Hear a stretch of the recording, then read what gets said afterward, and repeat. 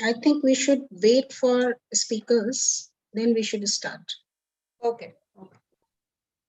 We're already live. So if you could please contact them and ask them to join.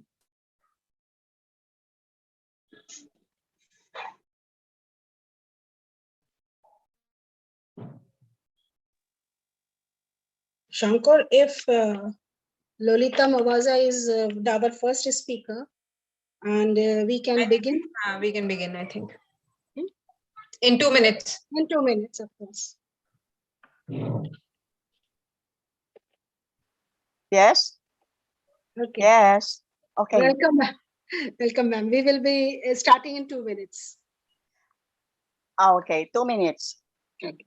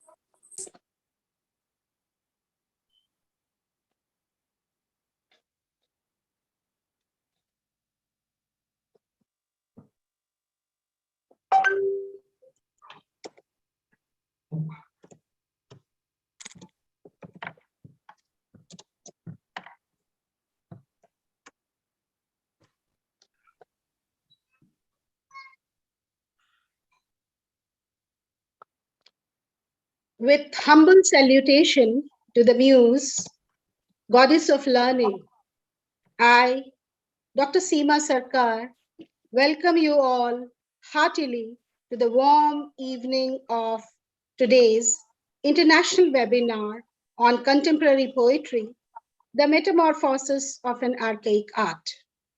It is organized by HITAISI, a cultural and philanthropic organization of West Bengal, in collaboration with University of Makati, Philippines, Navyu Kanya Mahavidyalaya, Lucknow, VSNB PG College, Lucknow, and Sri LBS Degree College, Gonda. Our webinar is Shining with Four Gems. Keynote speaker from Philippines, Professor Lalita G. Garcia. Guest speaker from Philippines, Dr. Janet C. Pasquale. A special guest of United Kingdom, Michael Forrester. And guest speaker, Dr. Daniela from North Macedonia. I also like to welcome and introduce to the audience our collaborators. First, the University of Makati, Philippines, Professor Jacqueline Constancio, head undergraduate head of undergraduate, and Dr. Jesus Percy Candela from College of Arts and Letters. I also introduce the next collaborator, that is our college, Navyu Kanya Mahavidyalaya, Lucknow, Principal, Dr. Manjula Upadhyay. Then Head of English Department, Dr. Sangeeta Kotwal. Principal of VSNB PG College, Professor Rakesh Chandra. And Head of Department of English, Dr. Jyoti Kala. Principal of Sri LBS College, Gonda, Professor Ravindra Kumar. And Head of Department of English, VCHNK Srinivas Rao. I take this opportunity to introduce you to the theme of the webinar. Contemporary poetry is a style of poetry that follows a specific series of traits and literary tools: inconsistent meter, variations upon standard rhyme, poetry in the 21st century, especially the online version, is slowly moving into popular or formulaic literature. The question remains whether technology should be seen as a source of corrupting out or as a powerful tool to transform it into something canonical. So we are going to discuss with all the four, literary critiques and the poets and the reputed authors of abroad on this topic.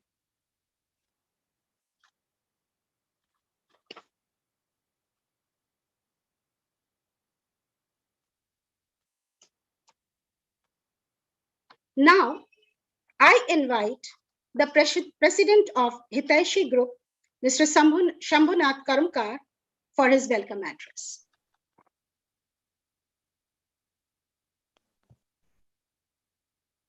Am I audible? Yes, you are. Okay. Good afternoon to everyone. On behalf of HITAISI, I pay my homage and thanks to all distinguished participants in this program from home and abroad.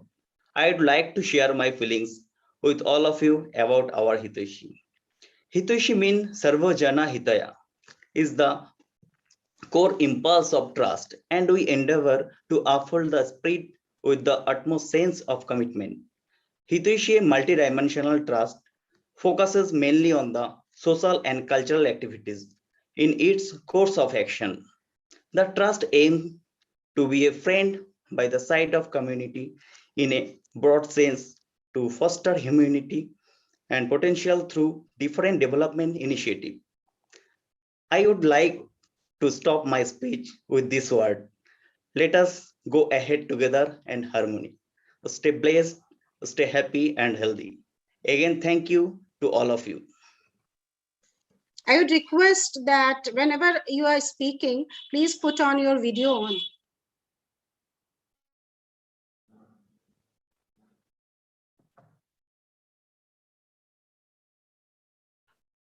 Thank you, Mr. Shambhunath Karmakar, for sharing your insightful thoughts with us. I would now request the President of the English Wing of HITAISI, Dr. Haraprasad Ray, to address the audience and introduce us to the keynote speaker of the day. Sir. Good evening, everyone. Every dream has wings, I believe. It has its own sky to fly, to explore the galaxies. Nonetheless, in due season, dreams find a rendezvous to build and edify their own. With room of their own, HITAISI is an unobsessed dream destination with all. She is a self-defined telos for countless dreams and dreamers. I'm proud to be one of hers. I'm feeling delighted from my place of shared responsibility. And as a co-dreamer, I take this event as an opportunity to greet all the 4 distinguished poets from 2 great continents in this promising evening. Good evening, everyone, again. Good evening, dear poets. I extend my cordial welcome to you with the deepest resonance of my heart on behalf of HITAISI Cultural Wing. Once, Greek philosopher Plato mentioned poets as prophets of muses in his convenient context. But to me, poets are prophets beyond its metaphorical connotations. It is truly infrequent opportunity for all of us to greet you poets as our venerated guests. I hope this evening will expose us to a true global horizon and present us an occasion to savor unparalleled poetic distinctions. Thank you.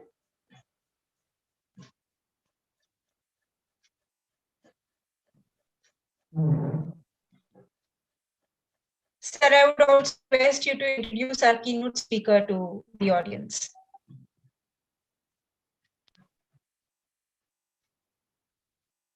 Thank you again. Now the second assignment I'm equipped with is both pleasing and perspiring to me simultaneously. Pleasing because I am going to introduce a monumental personality, our honorable guest and keynote speaker of this evening. And it is perspiring because I am sure that I will miss to mention some of the great distinctions and eminence of our esteemed guest, with which she especially lauded with. Nevertheless, I'm going on because I know that ma'am is kind enough to let me off and my unwitting mistakes on her own magnificence. In reality, I'm feeling greatly inspired to introduce a pleasing personality who is an epitome of scholastic excellence. She started her academic journey as a classroom English teacher and reached the pinnacle of establishment herself as an HOD of a university by dint of her hard work, sheer commitment, and dedications. The journey was not so easy as I stated in a single sentence. Though teaching remained her fundamental undertaking, people have seen her in many other different roles in her itinerary, from being to becoming. Sometimes she has worked as a receptionist, sometimes telephone operator, sometimes executive secretary, sometimes a manager, an endorser to a school, or sometimes a promoter in the national broadcasting services in our country. All those grindings have enriched her with versatile human experiences, and she has emerged as a sensitive poet out of that fiery and eventual journey. She's a poet of poetry oozes out from the depth of wisdom. She is a portrayer of human emotions, sentiments, discovering their flair and tears. Yes, she is a phenomenal human being.